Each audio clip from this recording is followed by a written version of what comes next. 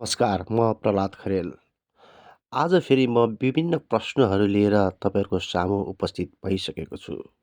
दर्शकवृन्द, यहाँ च्यानल नयाँ छ। तपाईँहरूले यसलाई लाइक, कमेन्ट, सेयर र सब्सक्राइब गरेर यो परिवारलाई अझै ठुलो बनाइदिनु हुनेछ भन्नेमा म विश्वस्त छु।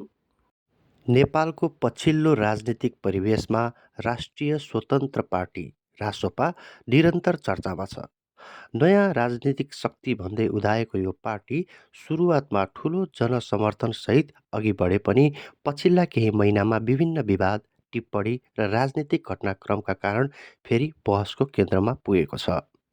आजको यस भिडियोमा हामी रवि लामिछानेसँग जोडिएका विवाद, स्वर्णिम वाग्लेले हिन्दू धर्मबारे भनिएको टिप्पणी, जेन्जी आन्दोलनसँग जोडिएका घटनाहरू, 19जना पास्टरलाई उम्मेदवार बनाएको भनेको विषय, बालन शाहको सम्भावित राजनीतिक प्रभाव र जेन्जी आन्दोलनपछि बनेका केही मन्त्रीहरू राजसभामा प्रवेश गरेको चर्चाबारे समग्र विश्लेषण गर्नेछौँ। सबैभन्दा पहिले कुरा गरौँ रासोपाका सभापति रवि लामिछानेसँग जोडिएका विवादहरूको। लामिछाने नेपाली राजनीतिमा अत्यन्त लोकप्रिय अनुहार भए पनि नागरिकता, सहकारी प्रकरण र प्रशासनिक निर्णयहरूका कारण पटक पटक विवादमा तानिँदै आएका छन्। समर्थकहरूले यी विवादहरूलाई राजनीतिक प्रतिशोधको रूपमा व्याख्या गर्ने गरेका छन् भने आलोचकहरूले पारदर्शिता र उत्तरदायित्वको प्रश्न उठाउँदै आएका छन्। यसले पार्टीको छवि र जनविश्वासमा केही प्रभाव परेको राजनीतिक विश्लेषकहरू बताउँछन्। तर पछिल्लो जेन्जी आन्दोलनपछि अहिलेसम्म हेर्दा सबैभन्दा फाइदा र कायदामा यिनै लामिछाने देखिन्छन्। अब चर्चा गरौँ स्वर्णिम वाग्लेको हिन्दू धर्म सम्बन्धी टिप्पणीबारे। सामाजिक सञ्जाल र राजनीतिक मञ्चहरूमा उनका केही अभिव्यक्तिहरूलाई लिएर तीव्र प्रतिक्रिया देखिएको छ। जिब्रो चिप्लियो कि अन्तर मन उर्लियो थाहा भएन, तर यो शब्द उनैले बोलेका हुन्। विभिन्न सामाजिक सञ्जाल र विकिपीडिया हेर्दा उनी विवादास्पद देखिन्छन् नै। नेपालमा क्रिस्चियन धर्म प्रचारकका लागि खटाइएका पात्र भनी उनलाई चिनिन्छ। त्यति मात्र नभई उनको वैवाहिक पृष्ठभूमिले पनि उनी शङ्काको घेरामा तानिन्छन्। यसको उत्तर उनी स्वयंले दिनै पर्छ। याद रहोस्, नेपालको सार्वभौम धर्म, संस्कार, रीतिरिवाज यो देशको पहिचान हो। पहिचान मेट्ने खेल कसैबाट नहोस्। यसले गर्दा नेपालको धर्म र राजनीति बीचको संवेदनशील सम्बन्धलाई फेरि उजागर गरेको छ। तेस्रो विषय हो जेन्जी आन्दोलन। युवाहरूको सहभागिता भएको भनिएको यस आन्दोलनलाई कसले नेतृत्व गरिरहेको छ र कसले यसको राजनीतिक लाभ लिइरहेको छ भन्ने प्रश्न पनि उठिरहेको छ। पानी बाँड्न गएका सुदन गुरुङ 81 जेन्जी आन्दोलनका कमान्डर भएर निस्किए। उनी र बारबरा फाउन्डेसन, बालेन लगायतलाई आन्दोलन हाइज्याक गरेको आरोप लागेकै हो। हाल उनी जेन्जी आन्दोलनलाई सडकमै बेवारिस छाडेर रासोपाकै उम्मेदवार हुनु यो पनि संयोग मात्र हुन सक्ला र कि नियोजित थियो? यसको जवाब रासोपाले दिनै पर्छ। आन्दोलन स्वतन्त्र युवाहरूको आवाज हो कि राजनीतिक स्वार्थसँग जोडिएको प्रयास हो भन्ने बहस अझै जारी छ। त्यसैगरी अर्को चर्चित विषय बनेको छ 19जना पास्टरलाई उम्मेदवार बनाइएको भनिएको समाचार। सामाजिक सञ्जालमा यो विषय निकै भाइरल भए पनि यसबारे आधिकारिक विवरण र तथ्यहरू स्पष्ट रूपमा सार्वजनिक हुन बाँकी छन्।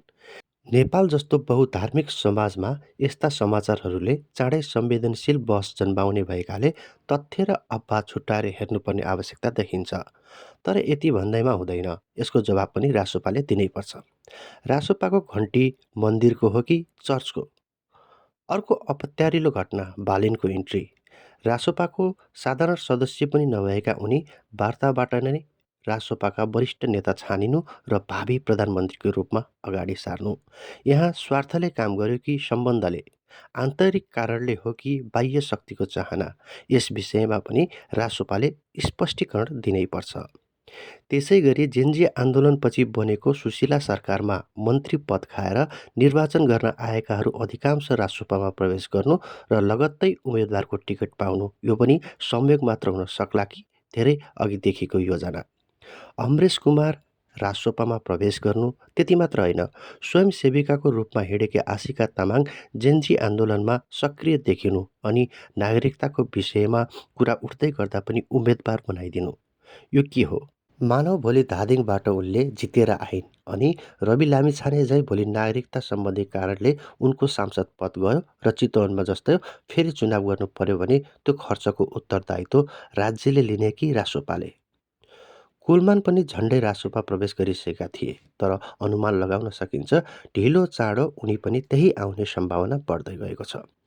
बाबुरामले रासोपाकै लागि उम्मेदवारी फिर्ता लिनु पनि अचम्म छ।